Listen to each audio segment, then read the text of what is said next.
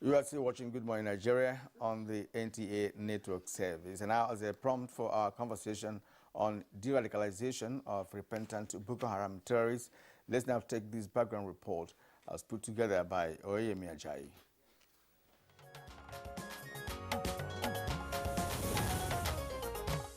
For years, the activities of the dreaded Boko Haram insurgency have continued to elicit negativity due to the impact they have made in parts of not just Nigeria, but some neighboring countries in West Africa.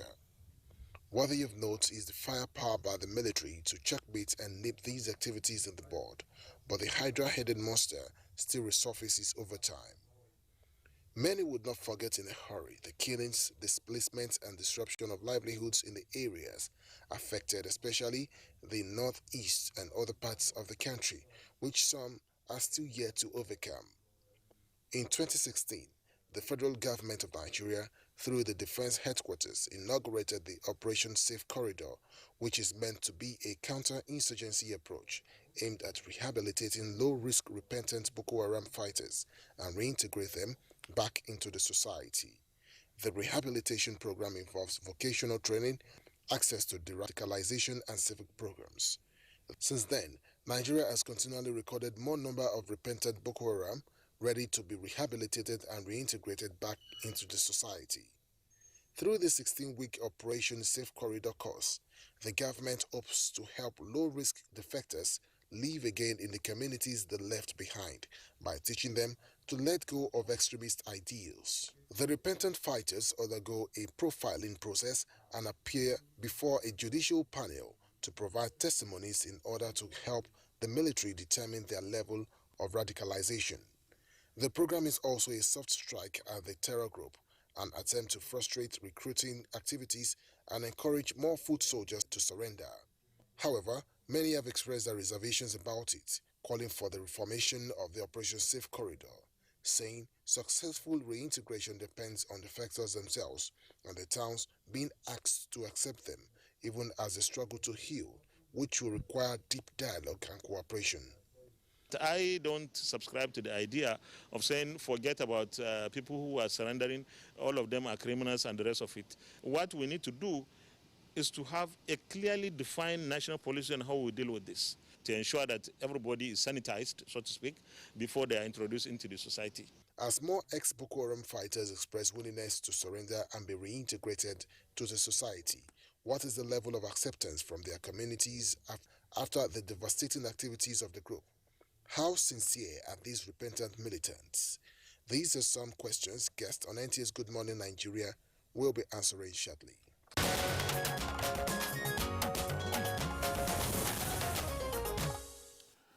Thank you very much, Oyemi Ajayi, for that background. Now, joining us to discuss this issue, we'd like to welcome our regular guest, who is a security analyst, Dr. Kabir Adamu, of course, with specialization in security risk management.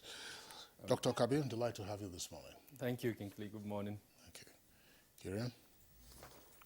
All right, and we have joining us from our Maiduguri studio is Professor of Sociolinguistics and International Relations and Dean, Borno Concerned Citizens, Khalifa Dikwa.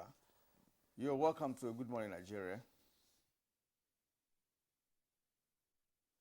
Thank you very much, and good morning, Kingsley Osadolo and Kirian Omayo. Thank you indeed. And of course, also in Maiduguri studio is a barrister at law and the Borno State Civilian Joint Task Force JTF legal advisor, Jibrin Gunda. Jibrin Gunda, it's good to have you join us this morning.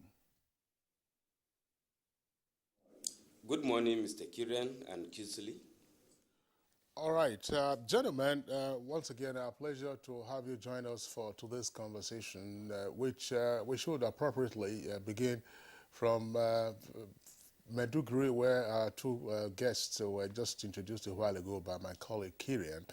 But Jibrin Gunda, of course, you are of the civilian JTF.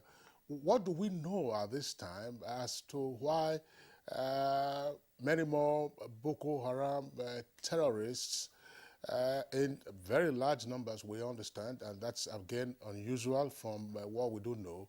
Why are they currently surrendering to the authorities? They appear to be laying down their arms. What's happening? Well, thank you very much, Mr. Kinsley. Actually, what is actually happening is that those who are in the bush, the terrorists, at all time, most of them did not want to be in the bush, but they were forced by circumstances. And with the recent killing of their commander, that's Abubakar Shekau, and the killing of most of their top commanders, gave them the opportunity to find their ways out of their captivity. Because most of those terrorists were observed or were forcefully observed into this terrorism, and they find it very difficult to leave the enclave. So once you attempted to leave the enclaves, as disclosed by most of those apprehended, then definitely you will be summarily, no matter how many of you, will be killed instantly by their leaders. But with the coming and killing of their leader, Abubakar Shekau, and their top commanders, and the arrest of most of their commanders, then gave them the opportunity.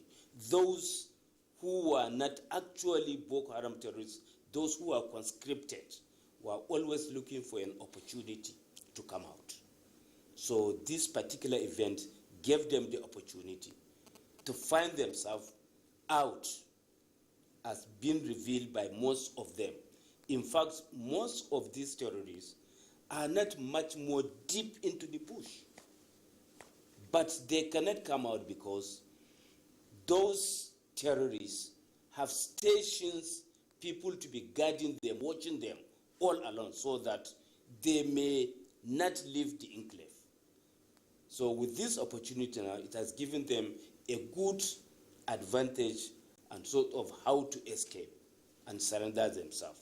Some of the surrendered were organized, but some were not organized because they have been coming out in piecemeal. That shows to you that whoever among them, those who are not deep-dreaded into this terrorism, at the slightest opportunity they have, then they will find their way out and surrender. Yes. All right, thank you. And we'll remain in Maiduguri, and let's get also the perspective of Khalifa Dikwa on why it is a mass surrendering of Boko Haram terrorists. And of course, as a Borno Concerned Citizens member, how are citizens of Borno State taking this surrender? Of course, I know you are in touch with many families, and of course, the entire the citizens of Borno State. How are they taking this surrender? Are they really happy the fact that their kids and kins who were perhaps forced to be part of Boko Haram terrorists are surrendering? Nigerian, actually there's a little bit of both. The thing is, because I was one of those who have been appealing to them to surrender, and I had media program weekly just to support the governor, who himself said this thing has to end because the governor was out.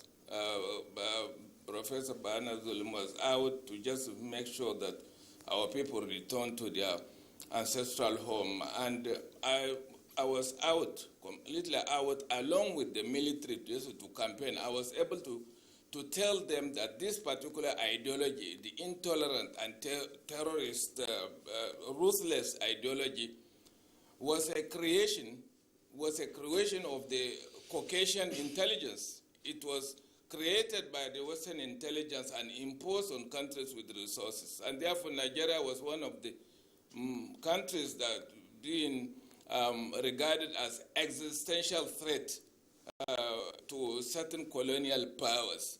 That was what I kept saying since independence. And therefore, to your question is that it is not easy, but each of us is directly or indirectly affected. One of them, I lost my brothers from the same parents, uncles, nephews, and nieces, and so on. And again, this thing had to happen. The days were up, had to happen, but to say people that are quick, they are very quick in condemning this thing. I was also condemning it 6 months ago, and I said it was wrong to say that within a very short time you think that somebody who had been drugged for a long time to be all normal with other people, and you let them to get into the society. They themselves were not safe because nobody will trust them and so on at that time. And this particular one, it is going to be more serious, and it is not going to be immediate. The profiling will be there. The classification, the categorization into the different, that is one, those conscripted by force, those who are abducted and kidnapped as human shields, those who are real rascals, killers, and so on. This is one of the measures that I know Dr. Kabiru Adamu will expatiate better. And the thing is, we have to stop it and say that today our people in the rural areas are now farming, unlike in other places. And again, a little background to it. Prior to the beginning of insurgency, I was the one who warned the federal government at that time that a particular insurgency was planned for it, because I stumbled on the classified documents when I was a student in Paris at that time.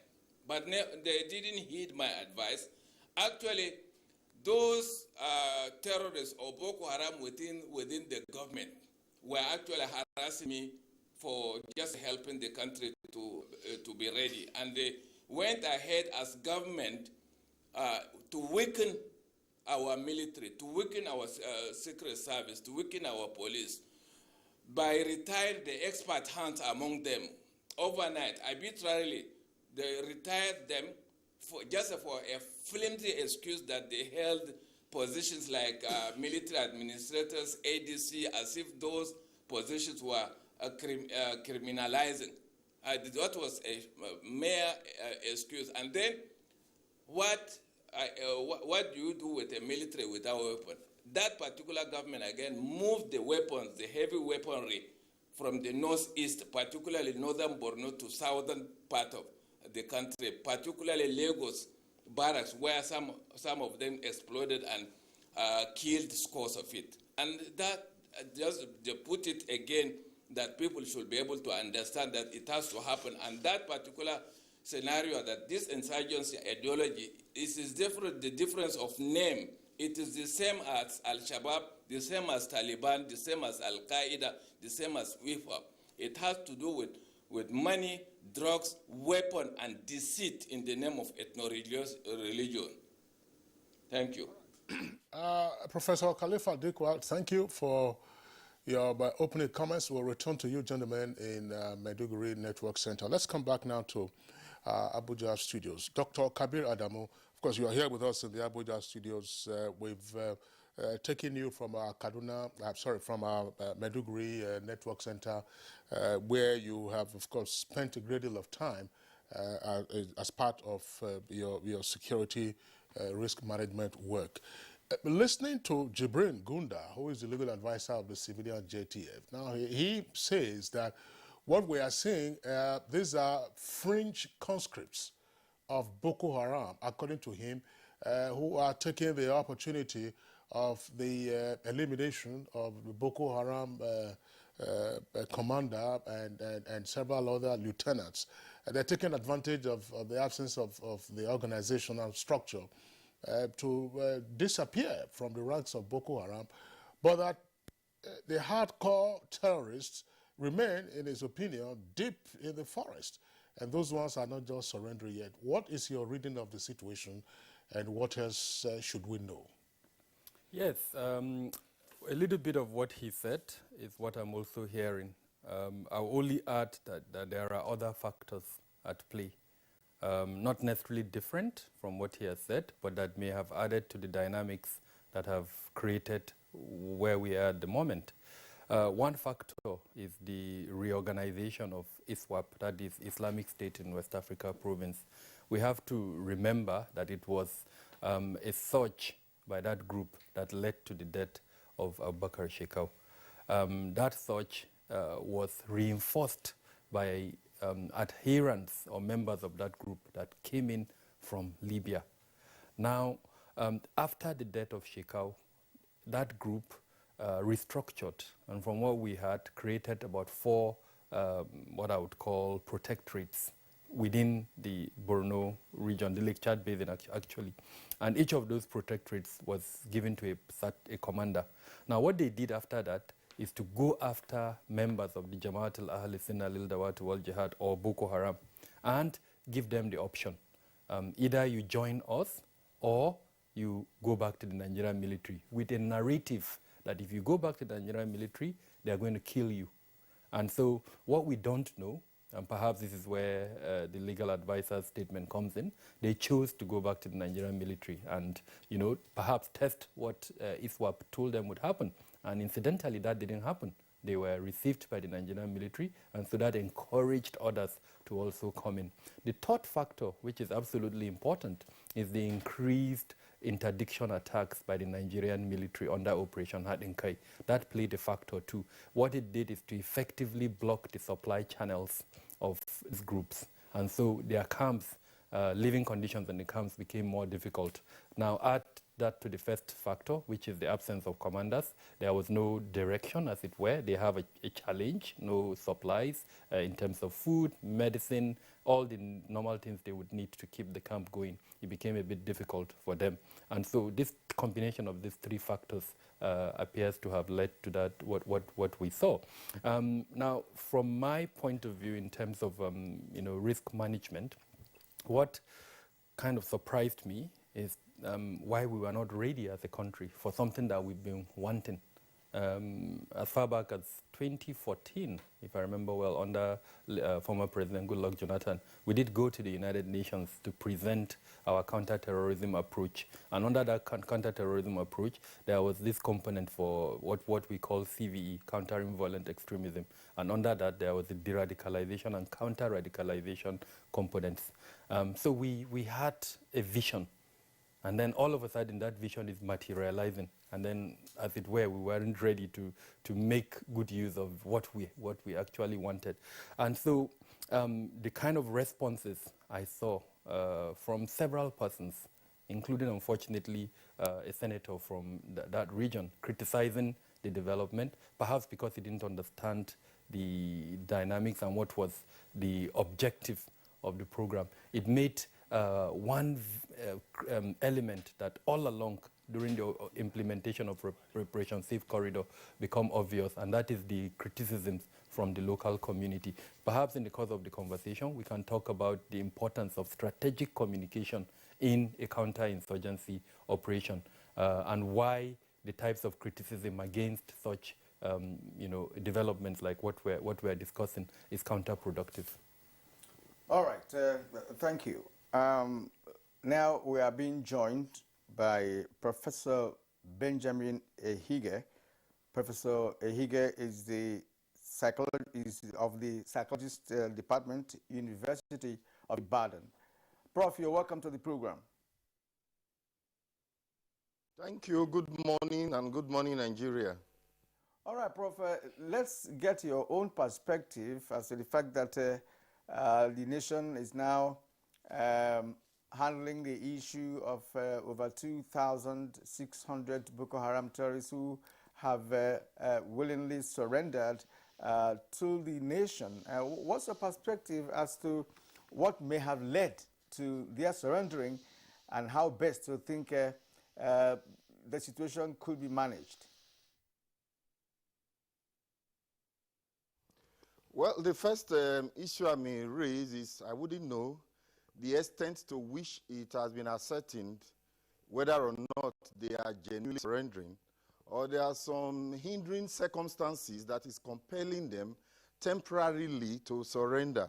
I think that has to be ascertained. There has to be a critical analysis of the decision that has been made, supposed decision that has been made in terms of surrendering. That being what it is, but ordinarily it will require one actually conducting a scientific or empirical research by interacting with those who claim, pardon me saying the word claim, who claim to have surrendered. There's a need to interact with them, to ask them what circumstances led to this, their surrendering, so that we'll be double sure that they have deliberately surrendered. But ordinarily, from an outsider point of view, comparing before, pre and now, one would want to know what are the issues, what are the circumstances that might have arisen before now and now that they are coming in mass, surrendering. Well, one critical thing one might say is the loss of their leader. And that brings to question maybe the leadership structure, the leadership composition. Is there a valid leadership with the Boko Haram now? Is there a reliable, dependable leadership with the Boko Haram? Do the people still trust the leadership that they are strong enough to protect them? Are there threats on them suggesting that they might not be able to withstand whatever circumstances or anti-actions that might be presented or posed against them, which is now threatening their existence, making them to surrender? Or is it likely that their standard of living is diminishing gradually? Their sources of income and sources of empowerment is reducing? Is it likely that they no longer have access to weapons? Has the government of Nigeria been able to penetrate into all the reinforcers, encouraging them to be membership and to retain their membership in that Boko Haram? These are issues which are begging for answers. But in all, I will suggest that the Nigerian government should make effort at undergoing a critical survey, especially qualitative survey, in studying the underlying issues that might have been prevalent in predicting their behavior. We need to hear from them what is responsible. It is then we can hold strongly to whatever reasons they will present as scientific evidence of the justification for their returning. That is my view. Okay, Professor Egie, thank you very much there for your initial comments. We'll come back to you at our Ibadan Network Center. Just before we return to Meduguri, I just would like Dr. Kabir Adamo to clarify this. Well, the point has been made about the apparent disorganization in the leadership of Boko Haram following the publicized suicide of Shekau, who was their widely recognized leader. There was also another of those leaders of a faction, Al-Banawi. Is he still around, or does he still have the capacity or capability to rally the terrorists? And therefore, what we are seeing now as the disorganization might just be perhaps a temporary phase. So this is my greatest concern, that those that are driving the counter-insurgency operations don't get carried away by this surrendering. That the other side, that is the Islamic State in West Africa province, like I mentioned earlier on, is reorganizing. And not only reorganizing, it has formed 4 protectorates. And that means it's planning further into the future. And interestingly, it's exerting influence within those protectorates. Now, when I say protectorates, I'm talking of administrative areas that it has drawn them up to say this is what, if we succeed in our ambition in establishing a caliphate, this is what a region would look like. So they are attempting to exact influence in those regions. It's in early stages, depending on how especially Operation Hattinkai, respond to those developments, then they could deny them. Then very interestingly, and this is also what keeps me awake at night, they are making moves to establish some form of partnership with the gunmen that are operating in the northwest. So clearly, they are looking ahead into the future. At the same time, we're seeing their footprints in Cameroon, in Niger, as well as in Chad. So clearly, they do have, a very ambitious sort of objective. Now, let's take ourselves to the letter publication by President Buhari in the Financial Times, I think about 2 weeks ago or thereabout, where he drew the world's attention to this particular development, the fact that jihadist groups are expanding in the Sahel region, of course, including northern Nigeria. So yes, the surrendering is there, but then we should also look at this other aspect where ISWAP, like you mentioned, under different leadership. Unfortunately, I've not been able to keep track with the change in leadership. They've been changing their leadership quite frequently. Even after Sheikau's death, they changed their leadership. And so they do have a leadership structure, and that leadership structure is closely aligned to the international group, IS. They have a franchise. Exactly. And that brings to the point, I want to get Jibrin Gunda to come in here. You've just listened to Dr. Kabir Adamu here in the studio raising some very pertinent points, as well as Professor Benjamin Ehige. These points have raised concerns as to what may have led to the mass surrendering of these terrorists. And shortly before now, Khalifa has also talked about the issue of categorization and the profiling of those who have surrendered. Now, contextualize this, based on what you told us earlier on. Do you think that the categorization and profiling of these terrorists could lead to understanding the main reason why they have surrendered? Because one said that, look, it could be a temporary surrendering whereby they could also return to base, based on what we have just learned from Dr. Kabir, that there's a kind of expansionist program of jihadists in the Sahel region. Well, thank you very much. I think I have heard all these comments, but what I will add further is that all those who have been surrendering, if you take a closer look of those surrendering, they are not among the high-profile terrorists. Most of them, as I earlier said, are the conscript, those who are abducted from various communities, then were forced to be with them. And they were unable to live the enclaves because of the close supervision. Quite all right, most of them, we have been involved in this thing right from 2009 to date. Most of what is happening now, those surrendering, after intensive questioning, you come to know that they will be telling you that, look, one factor is that now they have the liberty, they have the opportunity to leave that enclave. That's number one. The second is that it's becoming difficult for them, even before. Not all of them has the direct access of getting essential means of living. So it becomes difficult for them now to get food, to get necessary supplies, unlike before, when their structures were there. So this one is one of the reasons. Another reason that most of them said previously, when they are within their enclaves, anytime the military is coming, they fear the Air Force very seriously. So anytime the Air Force is coming, before Alpha jets, they will hear the noise, they will hear that a jet is coming, so they will all take cover.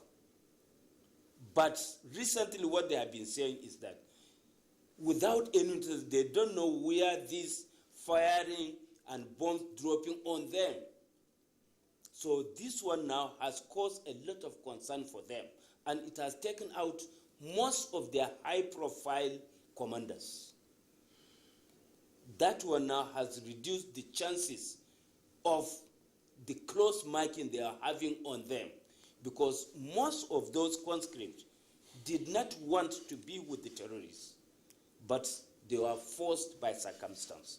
So these factors now combining made most of them, but most of those coming out now clearly telling you that they are not, none of the high profile members of the terrorists have surrendered, except the chief bomb maker of Boko Haram, not Iswa. Himself, he is their commander, overall commander of those preparing EIDs for them, along with about 20 or so of his lieutenants have quite all right surrendered.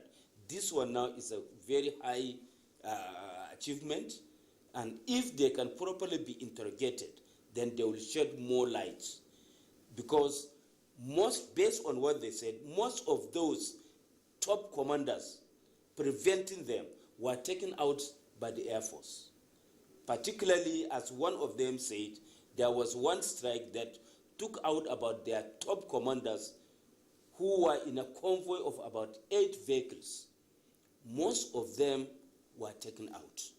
And those commanders were all the ones responsible for taking or making all attacks on communities, right from Damboa coming up to the northern Borno axis. So once with the elimination of this group of core commanders, at least we have had a breathing space where they don't have the capability of mounting or assembling to come and mount a serious attack on a given community.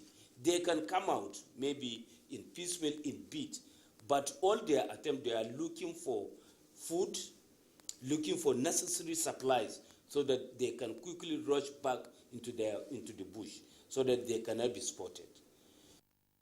Since somebody have talked about Al-Barnawi, this Al-Barnawi, he himself, as we had, have been encouraging some of the non-high profiles to come out and surrender because he himself has been displaced.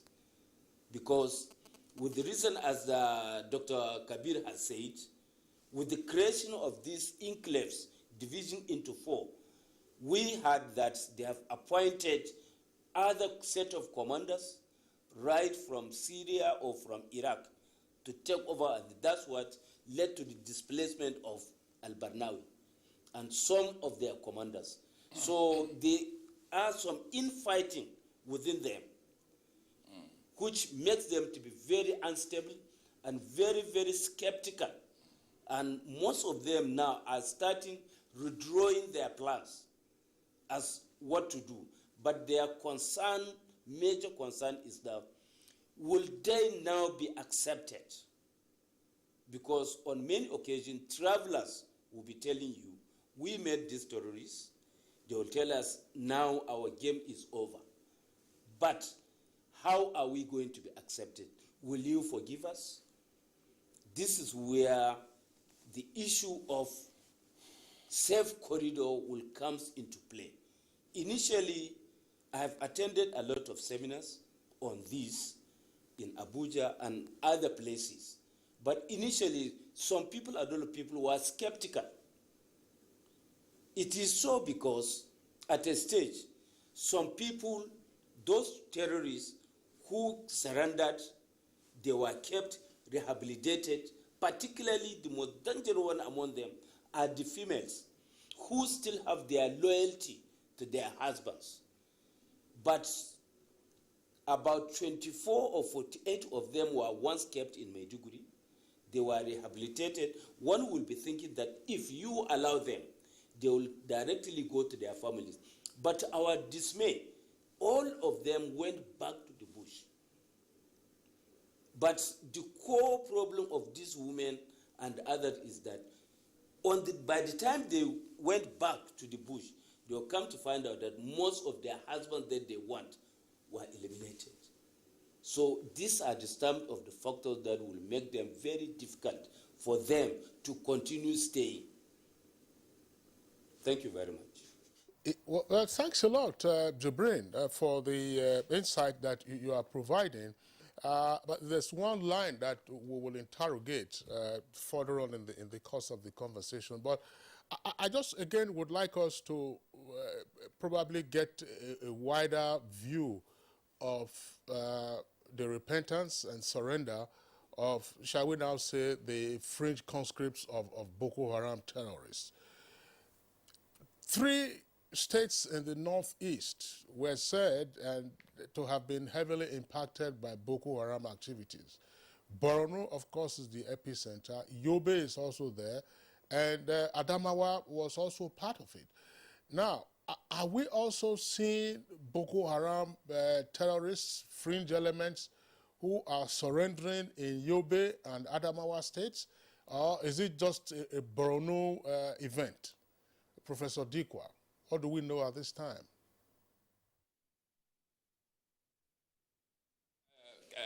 Thank you, Kingsley.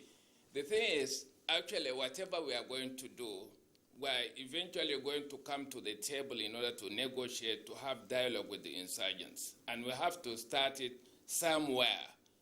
Those from Colombia stayed in the bush for over 50 years. And eventually they had to come down to discuss. And again, for us, it is a taboo to play double. Those our youngsters know that it is a taboo for anybody from this part of the country to play double, just to be treacherous and deceitful, in the sense that, and again, we dare say that if somebody will just submit the entire family, wives and children and so on, that it is another plus in the sense that within which the military, the other security system will be able to tap and extract a lot of information from them. And secondly, it removes the collateral damage that for which the Air Force had all along been avoiding bombing them. Now that the young ones, the wives and so on, are no longer with them, if they are outside, it is very possible that if they mess up with our military again, it is very possible that they bomb them. Thirdly, the real secret is that there is a serious, a rock-solid synergy between the military and other security agencies, unlike before. This is the main secret. And thirdly, and fourth, I dare say that it was an ATM in the past. In the past, it was an ATM. There are people who are very good at rapprochement.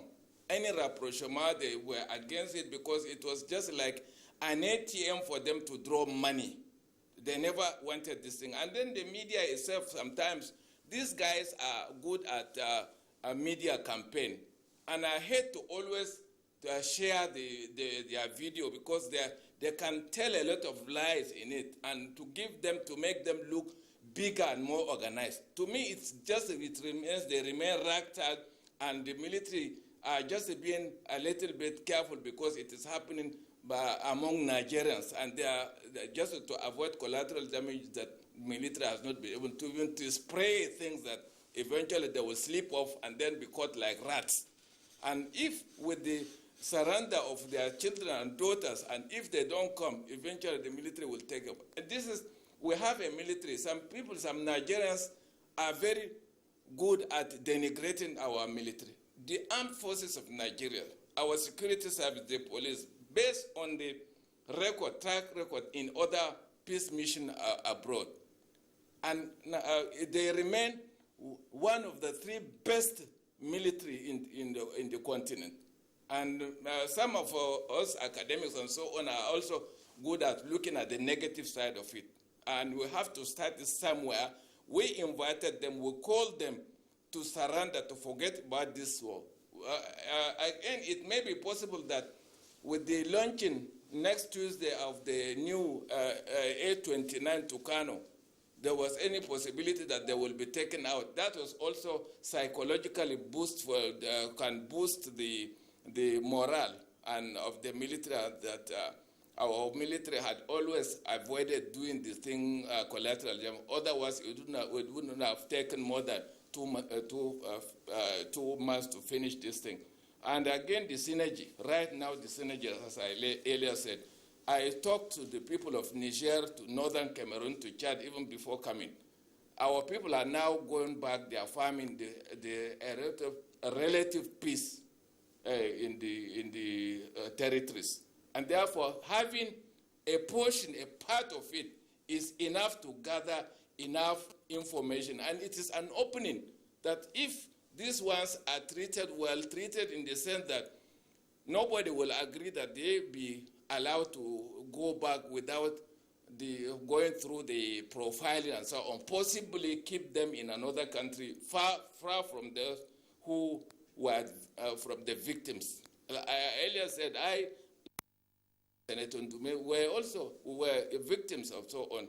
But if God, who created us, forgives us for trespassing so many things, what are we not to forgive in the process? So by the time our people return, they all return to their ancestral homes. Gradually, people will tend to forget. But it is not easy for anybody to see a person who killed your brother or your relative or your father and so on, starting with his own, because of the drugs. That disorienting LSD drug did not even spare their own parents. They started killing their own parents. And the ideology was that they were taught, they were dictated, and therefore the word of the commander must be carried out. Even if it is fired, they will go in, execute it before they look at their, because these commanders are now disgruntled. They are no longer the same. They are no longer as boastful. Thank you very much indeed for your analysis. And actually, towards the end of his comments, he talked about how can we, pardon those who killed your parents, those who killed your relatives, and what have you. But we have all agreed, based on the submissions of the guests this morning, that those that are surrendering are those who are conscripted, actually, not really the core Boko Haram members. But if these people surrendering now are part of those who surrendered by killing their own parents, then it's a more serious affair. All right, but let's not go to that.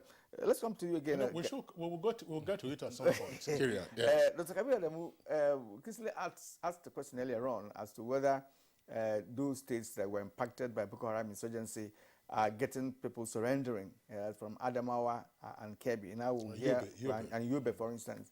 We know that Borno, of course, is the epicenter. People are surrendering from that part of the country. Are we having people surrendering in Yobe, Adamawa?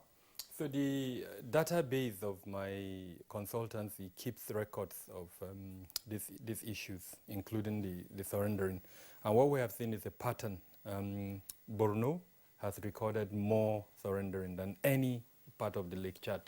And specifically, I stand to be corrected in this, 3 local governments appeared at the tops: Bama, Goza, and Kunduga local governments.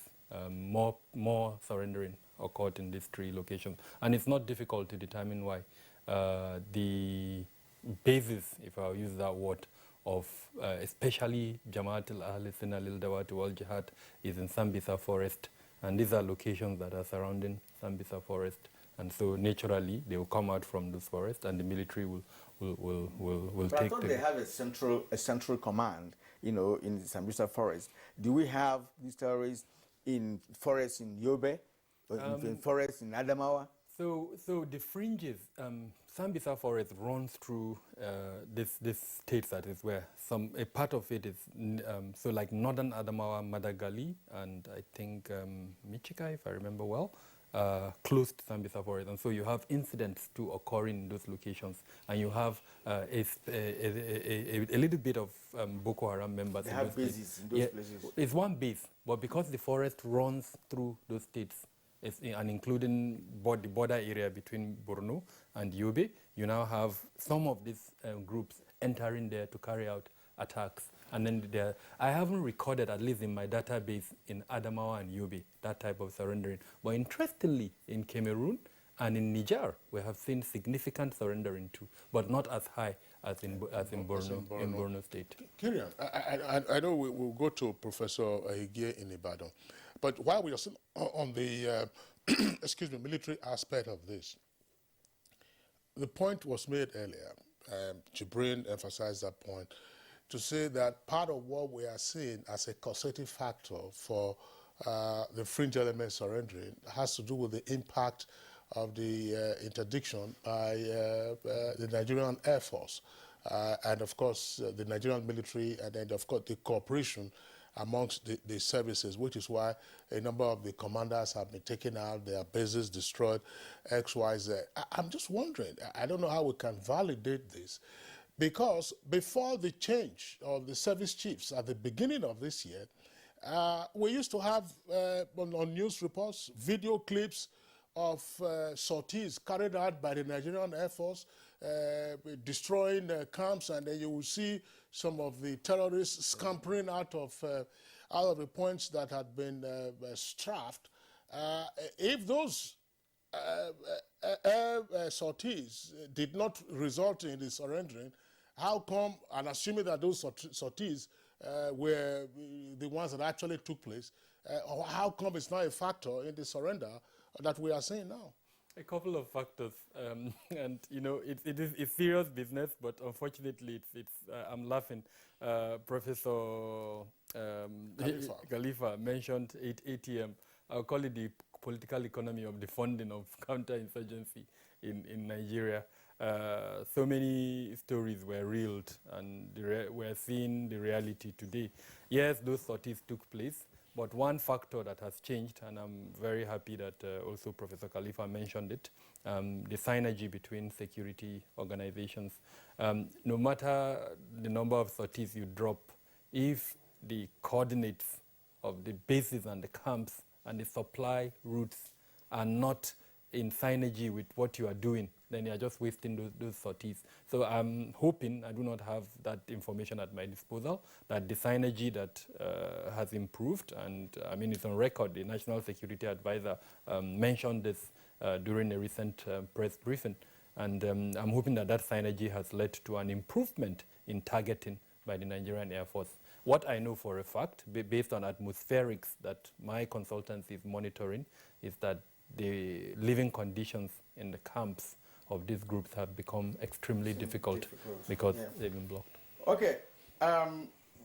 Before we go on break, really, let's get the second statement of Professor Benjamin here in Ibadan. Prof, in your opening remarks, you raised an issue concerning the sincerity of purpose of those who are surrendering, whether they are genuine or not. But you have also listened to other guests, including Professor Khalifa Dikwa and Jubin Gunda, as to the nature of this surrendering and the personalities involved in this, which of course have been described as those who are conscripted to be part of Boko Haram and not the core members of this sect. Now, you're a psychologist by training. Now, in the process of deradicalization of these Nigerians, what should be the process? What are you going to suggest to government as to how to begin this deradicalization? Because for the essence of this is to ensure that they don't return to the bush again to begin what they were doing. How do you think this can be handled by government of the day? Now that we have them on our hands, there's nothing we can do about it. It's crystal clear that they have surrendered. Well, it's a welcome development for the surrendering, which is quite encouraging, and applause for that.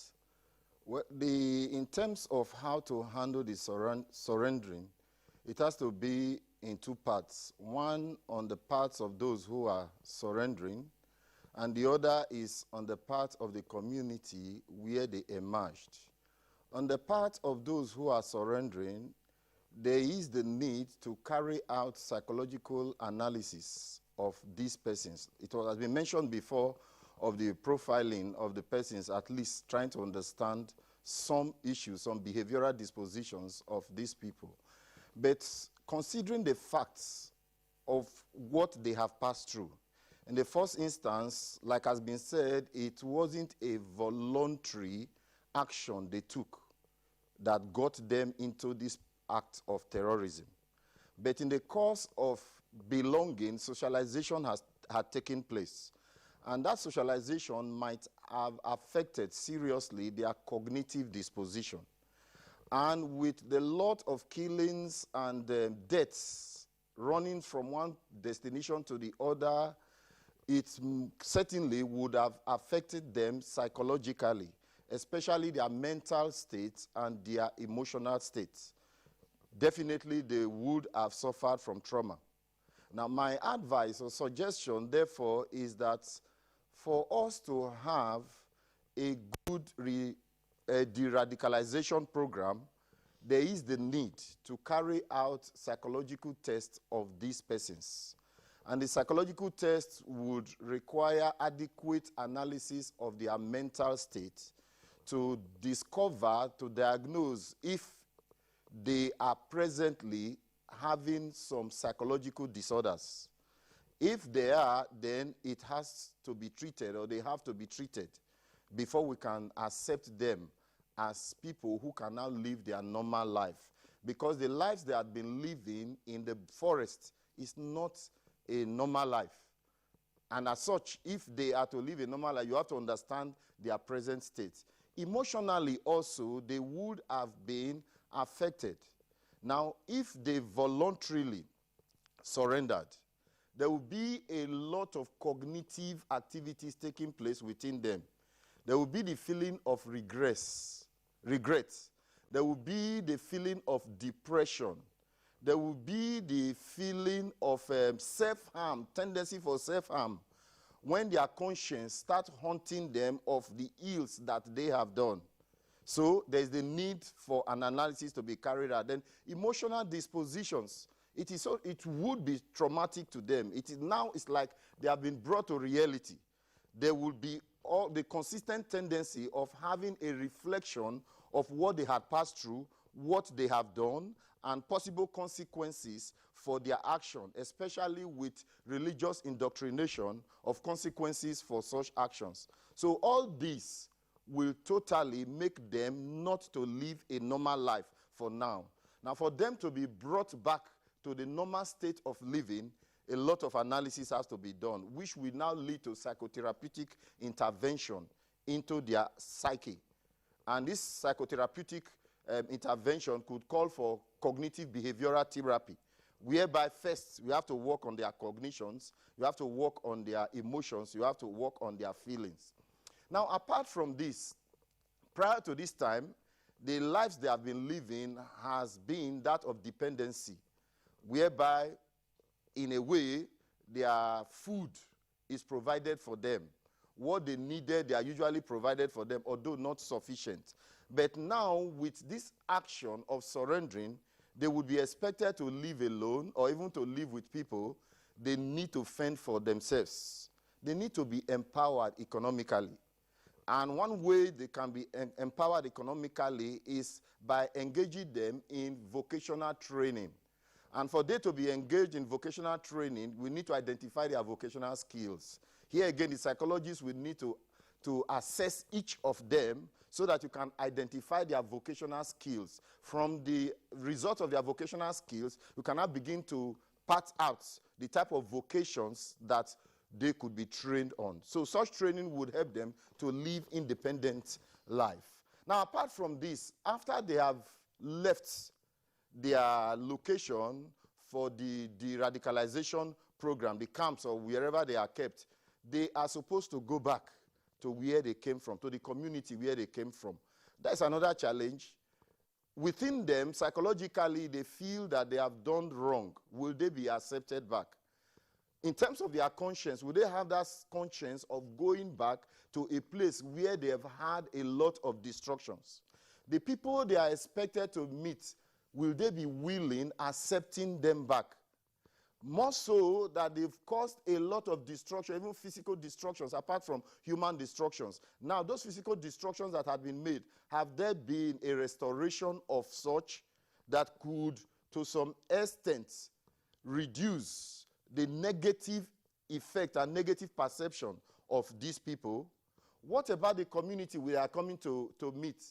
There is the need for the attitudinal change program to be organized for them, so that they will see these people, these repentants, as actually have repented. And for this to be actualized, I would suggest intermittently, in the course of this radicalization program, representatives from their communities could be brought to the scene, to the location where this de-radicalization program is taking place, so that they will see for themselves and they go back to inform others what they have seen, that actually these people have repented. Then there need to be some community teachings, some community programs that would help the community to reorient their cognition so that they can see and accept these repentant individuals as actually have repented, so that they can accommodate them. Otherwise, if they are sent back to their community and they are not accepted, it could make them to become even more aggressive, that despite the changes they believe that they have engaged in, they are not being accepted. They might even become more violent than they were before, during the time of their terrorist activities. So, okay, thank you very much, Professor Benjamin Ahigia, there for your deep analysis. Gentlemen, we're going to have to take a short break now. When we return, we continue with the conversation.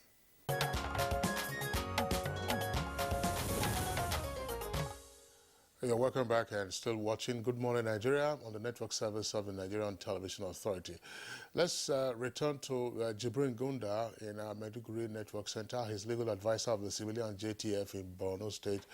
Jibrin, tell us something. I mean, listening to the analysis by Professor Ahigia and the various steps that ordinarily should be taken both for the repentant terrorists and the communities into which they might be reintegrated.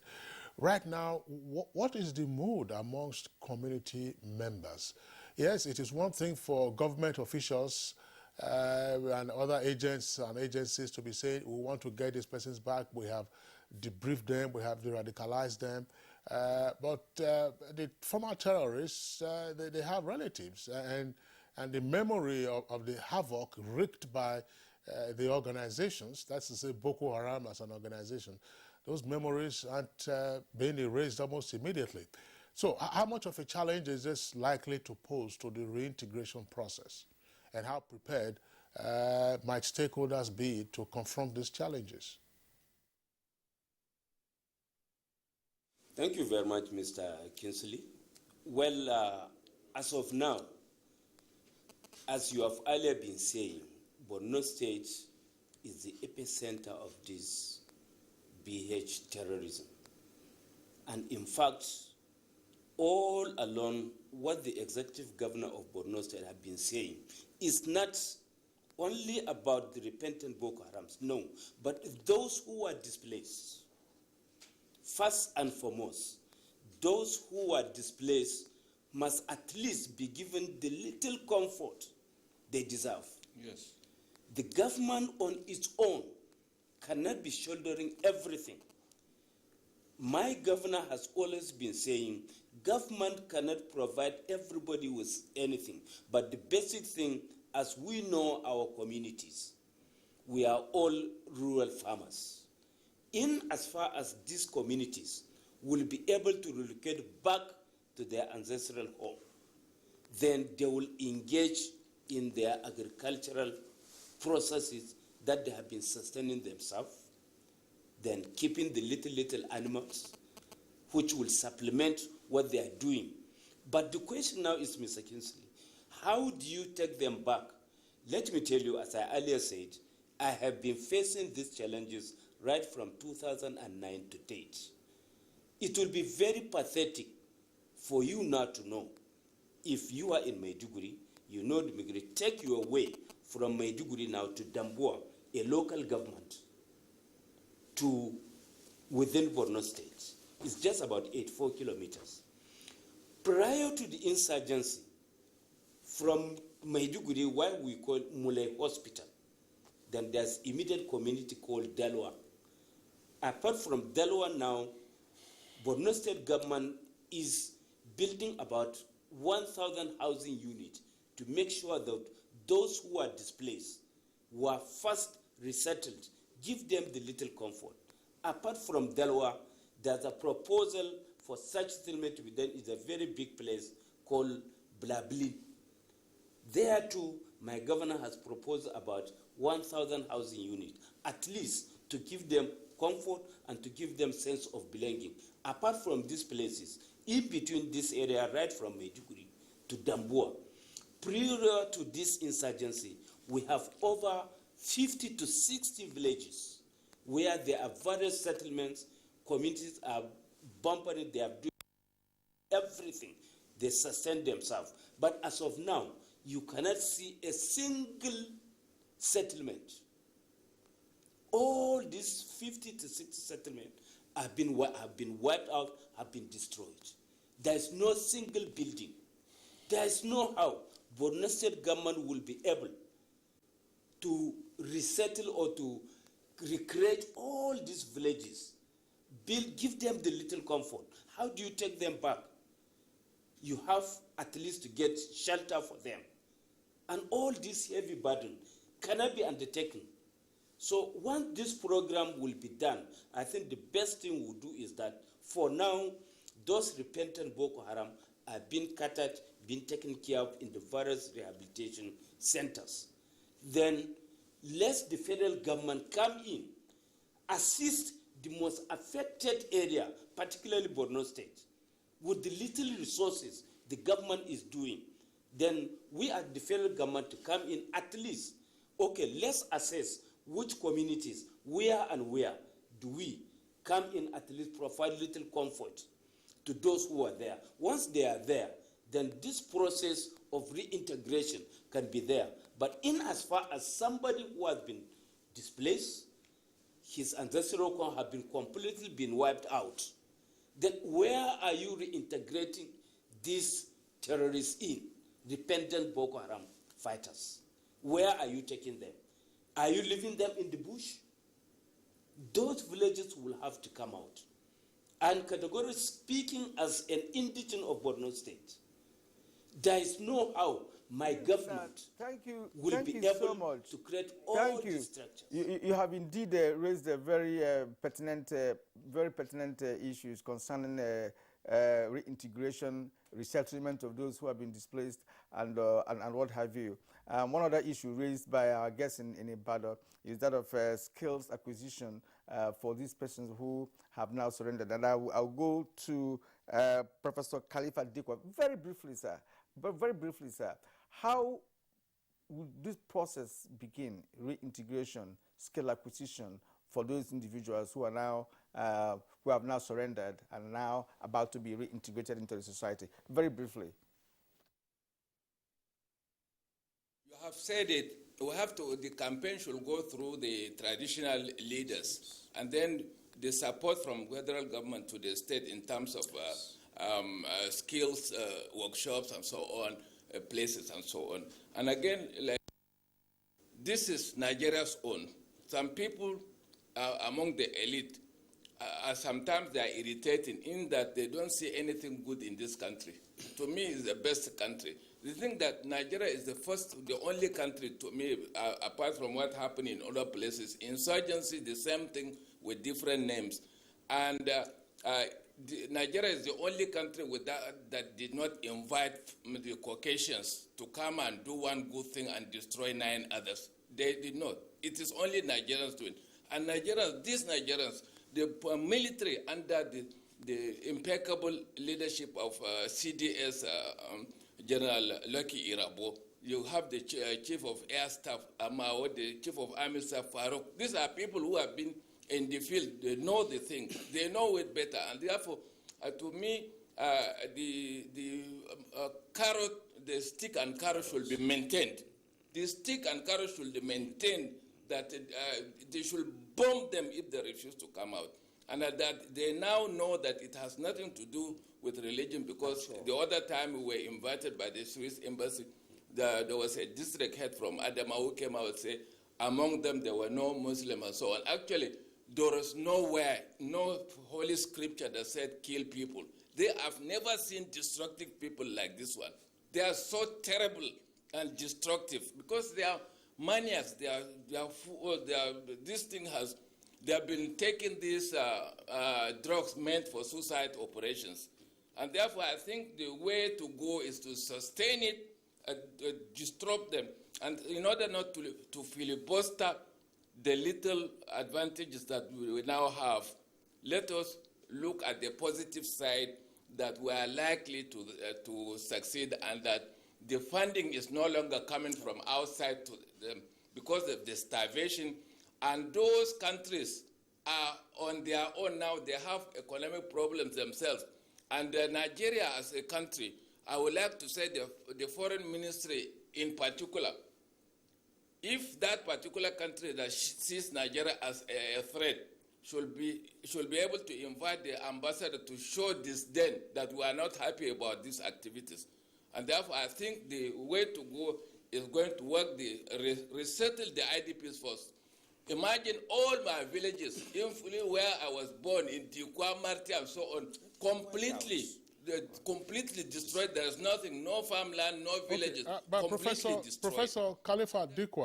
Professor Khalifa Dikwa, thank you very much for your points. We're getting pressed now for time. Dr. Kabir Adamu, take this as part of your closing thoughts. Operation Safe Corridor that has been launched, does that Operation Safe Corridor provide the manual for dealing with the situation we have on our hands now of fringe conscripts of Boko Haram surrendering, and how to undertake the various social psychotherapeutic interventions as Professor Ege has indicated? Exactly. The policy document that outlined its aims, its objectives, is exactly about that, about bringing in someone who has been radicalized, and then at the end of 16 weeks, graduating him and evaluating him before the graduation to determine whether he has renounced that radicalized component that was inherent in him. Unfortunately, the process has been a bit opaque, so we've not been able to evaluate and know whether it's been successful. In this studio, I have previously, and I'll repeat it again, the military needs to take a backseat and allow the other components. If I'm right, there are about 18 ministries, departments, and agencies that are supposed to be involved in Operation Safe Corridor. It shouldn't be the military that we should be seeing its face. Let the other civilian components be the face of Operation Safe Corridor. Now, with specific regard to the question you asked regarding skill acquisition, vocation, that is one of the objectives of Operation Safe Corridor. Dr. Kabir Adamu, Security Risk Management Expert, we appreciate your contribution this morning. On Good Morning Nigeria, we thank you indeed for being part of it. Barrister Jibrin Gunda, would like to also thank you for your insight into the program. Thank you indeed. You are the Civilian Joint Task Force legal advisor. Thank you. Of course, Professor Khalifa Dikwa, the International Relations and Dean Borno Concerned Citizens. Thank you also for your contribution this morning. I wish we had time to go more, because I know you have more things to tell us this morning. All right. From Ibadan, we had Professor Benjamin Ehige, is of the Psychology Department, University of Ibadan. All right. So thank you all for being part of the program this morning. Next on Good Morning Nigeria is foreign news. News and beyond.